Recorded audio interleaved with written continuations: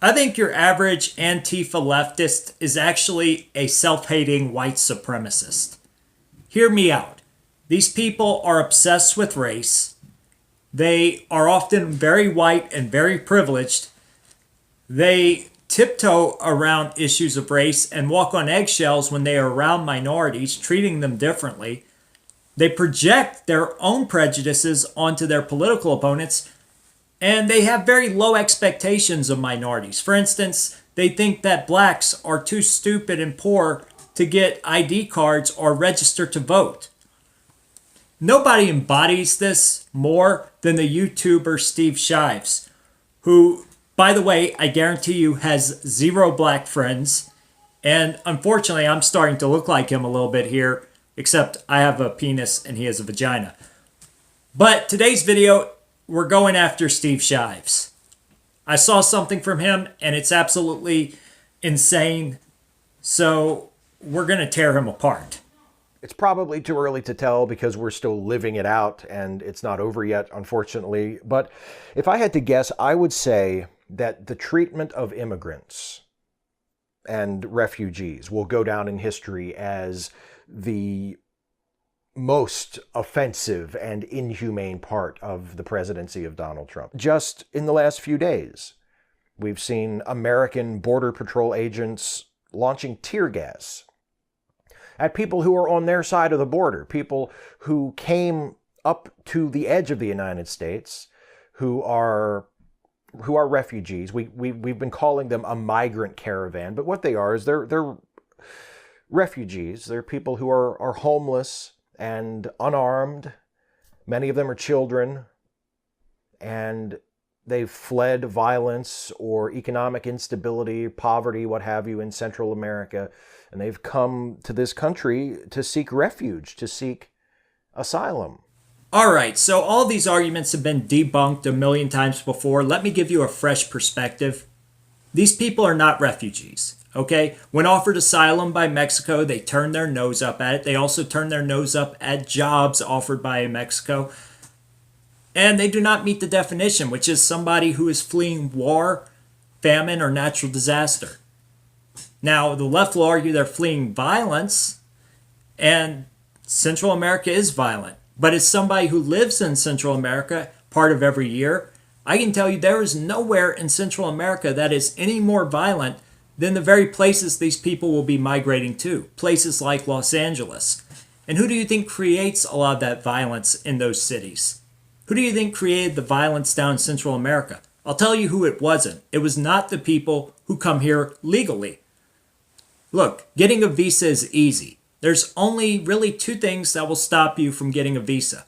One is having nothing to offer America, and two is being a criminal. So what does that say about people who come here illegally? They have nothing to offer. And if you don't believe me, let me just read to you an interview that was done by the Los Angeles Times of one of the people in this caravan, a man named Ramon Izquierda. He says, "All of my life is there waiting for me, there in America. I miss my PlayStation. I miss Buffalo Wild Wings. I miss my car." Now, this is a man who they are claiming is an asylum seeker, but he's been to the United States before, was refused asylum, didn't qualify as an asylum seeker, and then committed crimes and was deported back to his home country and is now coming here again. And what's he coming here for? Well, apparently Buffalo Wild Wings and a PlayStation, which, by the way, they do have in Central America. Believe me, that's how I passed my time when I lived there. First DS9 episode that I thought would be good to watch in light of the crisis at the border and the vilification and mistreatment of immigrants by Donald Trump, his administration, and I must add, his millions of loyal supporters who are all complicit in the crimes and offenses of Donald Trump, and that complicity will scar them and stain them for the rest of their lives. When I think about all that, the episode of DS9 that comes to mind is an episode called Sanctuary from the show's second season. This is a good episode whether there happens to be a refugee crisis going on at the time or not. It's a good showcase for Nana Visitor as Kira, always one of the strongest members of the ensemble cast. It deals with the continuing recovery of Bajor following the Cardassian occupation. It features William Shallert playing a saxoboom. What's not to love about this episode? Nerd! Who am I kidding? Star Trek's alright, and I'm the guy with enough comic books to buy a house. Hell, I could buy a car with just the ones in this drawer. Anyway, he does prove the point I made at the beginning. He has absolutely no black friends. But its story feels particularly resonant in this moment. So there's some tension in this episode between the Skreans and the other residents of Deep Space Nine, but things don't seem too bad until, that is, Hanik, who has been selected by the other Skreans to be their leader, informs Kira that they believe Bajor is their long-sought-after new home. They think that Bajor is Kantana, that they've been searching for all this time, and they mean to settle there. We're told there are over 3 million Skreans in total, and ultimately the government of Bajor decides not to accept them. There's a crisis late in the episode when Hanik's teenage son, Tumak, who has been bullied by Nog ever since he arrived, steals a Skrean ship and makes a run for Bajor. There's a confrontation with some Bajoran ships under orders to stop any Skrean ships from landing. Then Tumak's ship, which is already heavily damaged from the long space journey, explodes, killing Tumak and the others on board. Well, that ought to teach Tumak a lesson about invading a sovereign planet. And sure, it's sad Tumak died, but maybe those phasers that shot down Tumak's ship, maybe they act as a deterrent. And by Tumak dying, millions of other aliens' lives will be saved because they won't make that dangerous journey through that dangerous wormhole to come to a planet where they're not welcome. Just like by using tear gas at our border, maybe that will act as a deterrent. That will stop millions of people from putting their lives and their children's lives at risk, coming to a nation where they're just going to be deported anyway. We need phasers on our border. And I know what people like Steve Shives will say. They'll say, first of all, Kevin, you're racist. And second of all, it would take a photon torpedo to destroy a ship that big. Okay, so we put photon torpedoes on our border. At the end of the episode, rejected by the Bajorans, the Skreans accept an offer from Commander Sisko to settle on this other planet, Draylon 2. Hanik tells Kira as they're leaving that the Bajorans have made a terrible mistake in turning the Skreans away, saying that they could have helped each other, but now that won't happen, because the Bajorans have allowed their own experiences with the Cardassians to make them frightened and suspicious. First and foremost, this is a really good episode because it presents a nuanced look at a very complex situation. It's a complex issue in real life, and in the episode, it's a very complex situation when these Skreans show up from the other side of the wormhole and they need a new place to live, and then all of a sudden they decide, hey, you know what? We want to live on Bajor. All right, so here's the part where he starts to destroy the narrative that he was trying to construct. You see, in this Star Trek episode, the aliens, they took refuge on an alternative planet than the one they set out for. In the real world, the illegal migrants are refusing asylum in countries that are offering it to them just so they can come here to the US or just so they can enter Europe. And he argues that this is a very complex situation. I don't think it is. You know, there's some parts of it that are complex if you include the fact that many elites, many billionaires in our Western countries are paying for these migrant caravans, paying for these ships to bring in migrants to Europe, just so they can undercut labor prices, just so they can gain political power. But other than that, it's quite simple, quite black and white. People want the freeze, man. They want the free stuff. And what I appreciate about it is that both sides of the issue are understandable and are valid. The Bajorans have understandable reasons for ultimately not allowing the Skreans to settle on Bajor. And the Bajorans don't reject the Skreans because of any bigotry or prejudice against them, at least not that we're ever shown. You know, I think it's quite pathetic that this SJW, Steve Shives, says he understands and empathizes with this group of fictional aliens who do not want another group of fictional aliens to come to their planet illegally. He understands their motives and their arguments, but when Republicans make those same arguments about illegals coming into this country, well, they're just racists and bigots. It's like there's billions of races in the Star Trek universe, but the only bigots in the Star Trek universe are in the United States on the planet Earth, and they're Republicans. At least until the aliens start disagreeing with the leftists, and then all the aliens are racist. They're all Uncle Toms. That doesn't seem to be the case. It's not. I don't think it's suggested in the episode that might be the case. It's merely a concern that Bajor itself is too weak. It's still rebuilding after the Cardassian occupation. Their resources are still very limited. They're still worried about whether or not they're going to be able to take care of their own people, and they don't think they will be able to absorb a population of 3 million refugees all at once. But you can also see things from the Skreans' side, and I think they have a very reasonable case to make too. One of the things that Hanik says a couple of times in the episode is, we just want the land. We just want a place to live. Bajor has plenty of room. There's plenty of land on Bajor that is not occupied, that we could occupy, and we could do something with it. We're farmers. We know how to work the land. We could help you. There's a drought on Bajor. We're told there's a famine in parts of Bajor. And the Skreans are like, hey, give us the land. We can help. We can make food for ourselves and for you. You won't have to look after us. You won't have to take care of us. We're farmers. We can take care of ourselves. Okay, so now he's just proving that Star Trek is complete fiction. Because when you take that same argument and apply it to the illegals at our southern border, that they're hardworking farmers who just need a place to grow their crops and they don't need us for anything, they're completely independent. Well, if that's true, why didn't they stay in Honduras, where land is cheap, where they could have bought a whole island for the cost it would have taken for them to come here to our southern border? And down there, plants grow year-round. There's no winter. The soil is volcanic. It's the most fertile in the world. But they came here because they do need us, or at least they want what we have. I also like the fact that the reasons that some people living on the station have for not welcoming the Skreans when they show up ring very true. There's a lot of very closely observed behavior on the show among the people who aren't too happy to see the Skreans, that I think will be familiar to anybody who has argued about immigration with someone who is on the anti-immigrant side. The person whose complaints we hear the most is Quark, and Quark is only, as usual, Quark is only concerned about himself. He sees the Skreans as a threat to his business. He says they take up space and they don't buy anything. And their skin, they leave skin flakes everywhere. They're disgusting and they're hurting my profit. My revenues are down because of all these Skreans all over the station.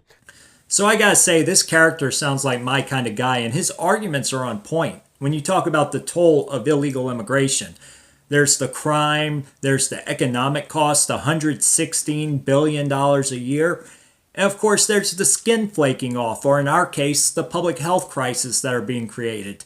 As somebody who has had the Zika virus, let me tell you, you don't want those kind of issues coming into America. And there's this one brief but very sharp scene where, as I mentioned earlier, Nog has sort of been bullying the Skreans, particularly Tumak and a couple of Tumak's friends who are always sort of roaming the station together. And there's a scene where Tumak and his friends show up and they sort of confront Nog, and Jake is there as well, and they get into a fight. There's a little scuffle on the upper level of the promenade, and Quark is the first grown-up on the scene, and he shows up and he breaks it up, and he sort of tells the Skrean teenagers to get lost. And then as they're walking away, Quark says, well, I can see that the Skreans don't bother to teach their children manners. And Quark says this while Nog is right there, and at this point in the series, Nog is basically a juvenile delinquent. So Quark, as is the case with many of us, as is the case with a lot of people who turn their criticism outward but hardly ever inward, Quark is keenly aware and very seriously, very gravely concerned about the flaws and the misbehaviors of the immigrants, of the refugees, but he's apparently blind to the flaws and the misbehaviors of himself and his own people. Okay, two things. First of all, was that Reggie Miller? Holy cow, those two look alike. Better watch what I say, they might take away my television show. Second, I want to address this point he makes, this fallacy the left use, where they say, oh, there's crime here in America. Americans leech off the system too. Sure, nobody on the right is denying that. We are just saying, why should we add to those problems? You know, I know Steve Shives has a low T and he's probably never going to reproduce, but those of us with kids who love our children, we want to create the best America possible for them to grow up in. And we know illegals are a net loss for this country. So why would we want to let them in? Now, I'll also say this. It's not upper middle class suburban Republicans like me who are committing all the crime. We know for a fact the majority of criminals vote Democrat. So it's not like we're being hypocritical about this.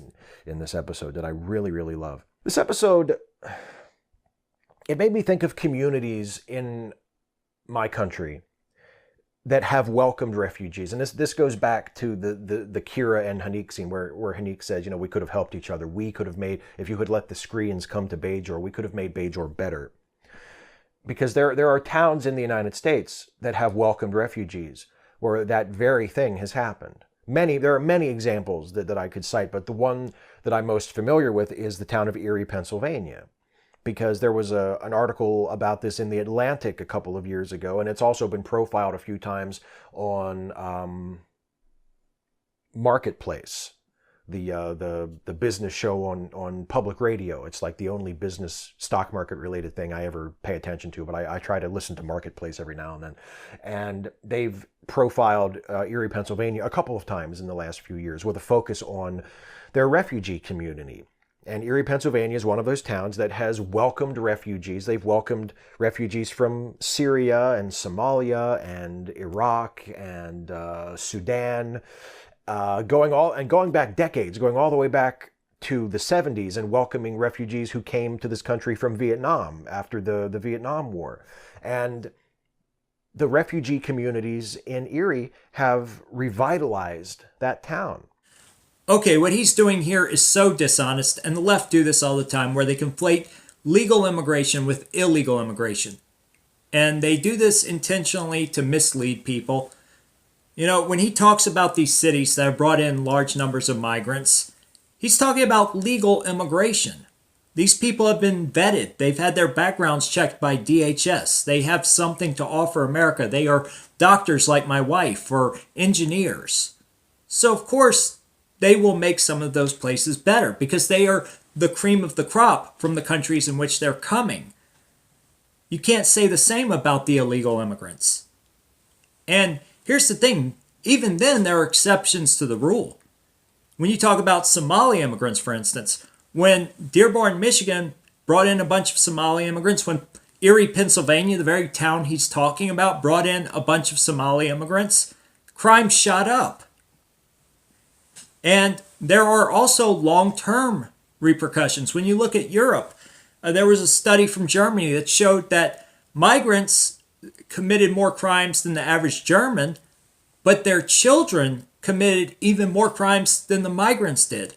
So there are long-term implications too that the left are ignoring. And they've enriched the culture because the town has welcomed the refugees, has embraced them, has helped them to get started in their new lives in the United States through a combination of government programs and private charity, and have made them a part of the community.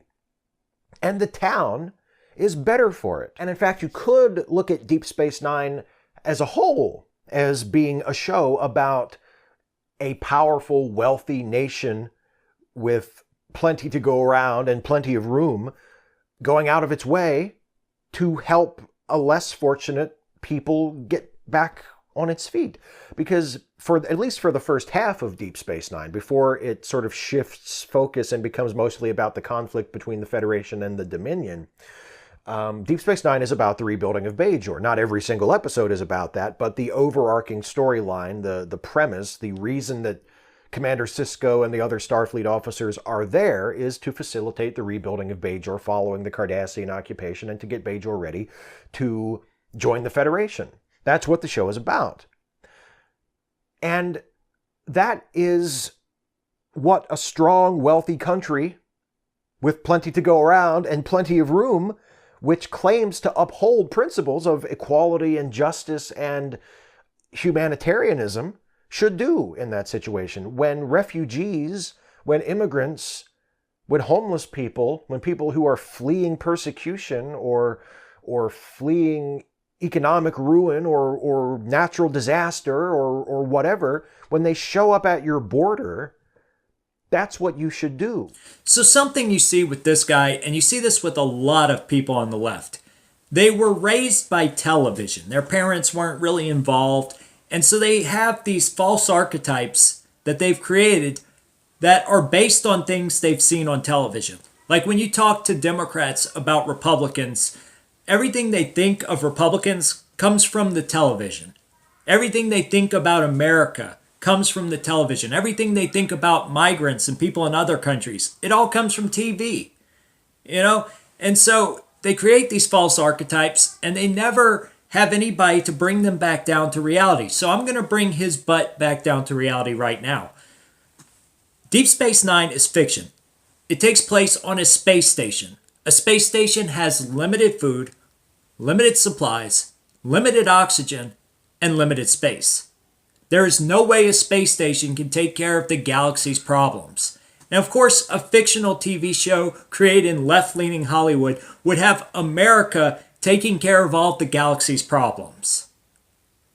But the truth is, the second that you bring the Klingons into America in large numbers, America is no longer America. It is now a Klingon hellhole. Look, we all want to be good people, and we can all empathize with others. But there's a time and place for emotion and empathy, and it has no place in politics. God knows people on the right, we do a lot for charity. We do a lot to be involved in our communities. It's proven we do more than Democrats. But we realize that when it comes to running our country, we want the person and the people who are going to make the best decisions based on reason and logic, not people who are going to make decisions based on emotion that will bankrupt our country or plunge us into chaos, which is what's happening, not just here, but globally. And some of this is being done on purpose to try to destroy these countries, to try to undermine our sovereignty and our hegemony. And that's not good for anybody. It's not good for us. It's not good for the people coming here. Because what happens when there's no more America? What happens when America is just like the countries down south of our border? What happens when Europe is just like those countries in the Middle East? There's going to be nowhere left to go in the world. There will be no money left for us to give to charity. And people will suffer. And the sad thing is, those of us trying to prevent that are being called racist by people like this guy, who can seem to understand the motives that the people in this fictional TV show have to not want people being brought into their planet by force or en masse without any kind of vetting. But he doesn't understand our motives. He just attributes our motives to racism and xenophobia, which is ridiculous. Anyway, guys, I think that the rest of what he talks about here is sort of inconsequential, and he just rambles on about Star Trek, which you can go check out his full video. Steve Shives is the name of his channel, so check him out. Oh yeah, I always forget to do this. If you like this video, like and subscribe to my channel, and share this video with your friends. I did start a Patreon. It's www.patreon.com/HailHydra. Now, I started it so we could donate to different right-wing activist groups, but if you do want to donate to me for Christmas, I would love a new shotgun. Just specify that when you do donate. Anyway, I'm out, guys. I'll catch you guys later.